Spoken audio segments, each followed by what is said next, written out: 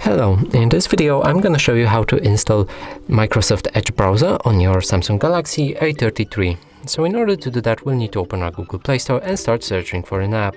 Here we want to write Microsoft Edge.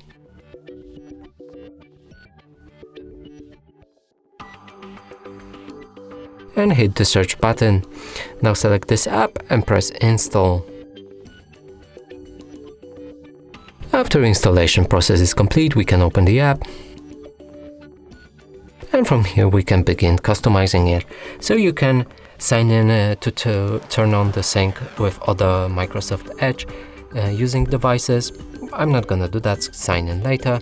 You can confirm to show your data and preferences with Microsoft. I'm not gonna do that, press confirm. You can select your default browser to be the Microsoft Edge. And let's just do that, so yes, let's do it. Browser app, here find Edge and press on it. Now go back and your Edge is ready and it should be your default browser.